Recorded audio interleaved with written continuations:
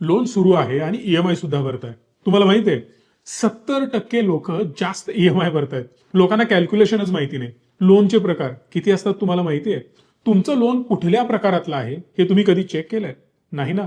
हा व्हिडिओ लक्षपूर्वक शेवटपर्यंत बघा आणि हो, तुमच्यासारखेच तुमचेही जवळचे लोक आहेत त्यांनाही पहिला शेअर करा. प्रत्येकाला माहिती असायला पाहिजे आपण लोन घेतोय. फ्लॅट घेण्यासाठी लाखो करोडो रुपयांचं लोन आहे. एक एक कोटीचं लोन, दीड दीड दोन दोन पाच पाच कोटीचं लोन मुंबईमध्ये आहे. पण मी हप्ता भरतोय 5 लाख, 2 लाख, 1 लाख, 50,000, 30,000. ते लोन कुठल्या कॅटेगरीतलं आहे? मी जे लोनचं रिपेमेंट करतोय म्हणजेच ईएमआय भरतोय तो बरोबर कॅल्क्युलेट केलाय का? तुम्हाला काय वाटतं? बँकेने सांगितलं एवढा तुझा हप्ता येईल. तुम्ही म्हणता हो छान मी भरतो. पण तोच हप्ता बरोबर आहे का? तरी आपण कधीच चेक केलेलं नाही. मी तुम्हाला स्क्रीनवर काही कॅल्क्युलेशन्स दाखवतोय जे बघून तुम्हालाही आश्चर्याचा धक्का बसेल. कारण तुम्हाला वाटेल की हे एवढं सोपं आहे, एकदम इझी आहे. समजा तुमचं लोन आहे 1 लाख रुपये. 1, 2, 3, 4, 5 हे 1 लाख रुपये झाले. यावर तुम्ही 10% इंटरेस्ट पे करताय. म्हणजेच वर्षाला जे तुम्ही पे करताय ना ती अमाऊंट असेल व्याजाची 10,000 रुपये. मग प्रत्येक महिन्याला किती येणार? तर डिवायडेड बाय 12. 833 रुपये तुम्हाला ईएमआय पे करायचा आहे. फक्त व्याजाचा ईएमआय सांगतोय. प्रिन्सिपल अमाऊंट यामध्ये ऍड होणार आणि तो ईएमआय तुम्हाला पे करावा लागेल. मग याचा अर्थ हे बरोबर आहे का? 100% नाही. हे 100% कॅल्क्युलेशन चुकीचं आहे.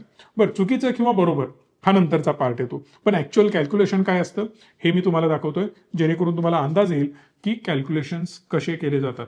बेसिकली 2 प्रकार येतात. एक तर फ्लॅट इंटरेस्ट रेट आणि दुसरा आहे रिड्युसिंग इंटरेस्ट रेट. यामध्ये जर मी 1 करोड रुपयांचं लोन घेतलं तर माझा ईएमआय फ्लॅट इंटरेस्ट रेट प्रमाणे 1,66,667 असणार. पण याला इंटरेस्ट रेट पुन्हा एकदा मी सांगतोय 10%च असेल. पण जर मी रिड्युसिंग रेटने घेतला असेल तर त्याचा ईएमआय 1,32,000 रुपये येणार आहे. वरचे 151 रुपये हे सुद्धा 10% प्रतिवर्ष 10% इंटरेस्ट प्रमाणे. तुम्ही म्हणाल या दोन्हीमध्ये एवढी तफावत काय? तर याच्या मागे महत्वाचं रिझन मी तुम्हाला सांगतो जो की डिफरन्स 34,516 रुपयांचा येतोय. हे जे 34,516 रुपयांचे डिफरन्स तुम्हाला पे करावे लागतात याचं रिझन मी व्यवस्थित एक्सप्लेन करून सांगतोय. समजा माझी अमाऊंट आहे 1 करोड रुपयांची. हे जे 1 करोड रुपये मी इथे पे करतोय 2, 2, 4, 2, 6 आणि 1, 7 हे झाले 1 करोड रुपये. हे 1 करोड पे करताना मी 2 गोष्टी भरतोय. पहिली गोष्ट असेल ती म्हणजे इंटरेस्ट आणि दुसरी गोष्ट तुम्ही भरताय मुद्दल म्हणजेच प्रिन्सिपल अमाऊंट. ह्या ज्या 2 गोष्टी खूप महत्वाच्या असतात. फ्लॅट रेटमध्ये काय केलं जातं?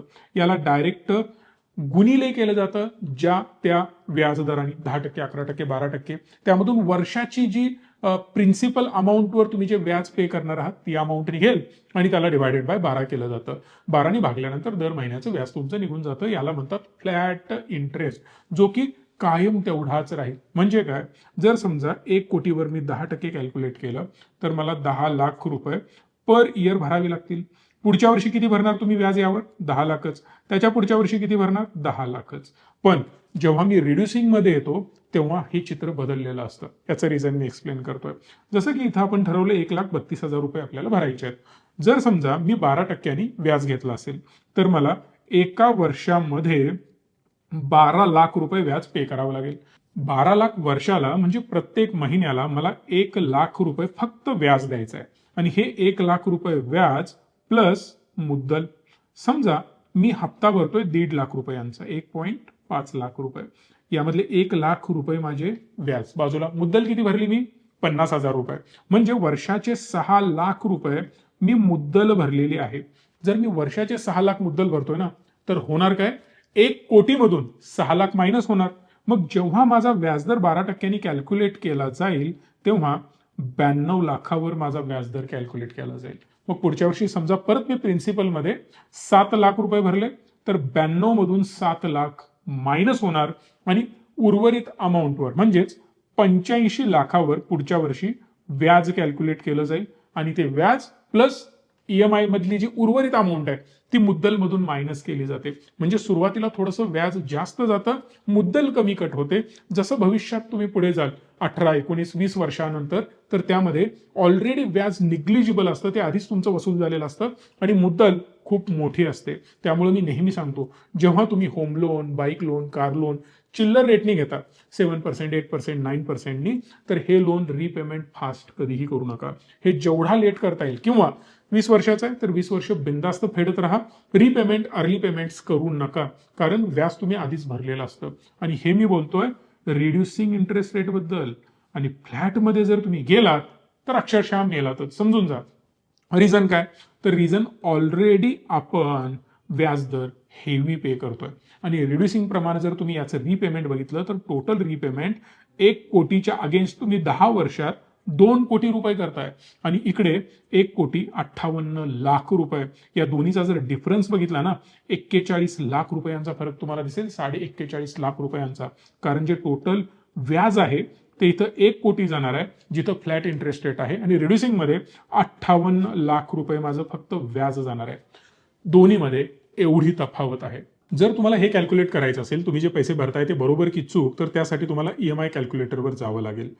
HDFC बँकेचं कॅल्क्युलेटर मिळेल किंवा ॲक्सिस बँक मिळेल, कुठल्याही कॅल्क्युलेटरवर तुम्ही जाऊ शकता आणि चेक करू शकता. इव्हन richme.com वर सुद्धा कॅल्क्युलेटर्स अवेलेबल आहेत. मी ते सर्च करतोय.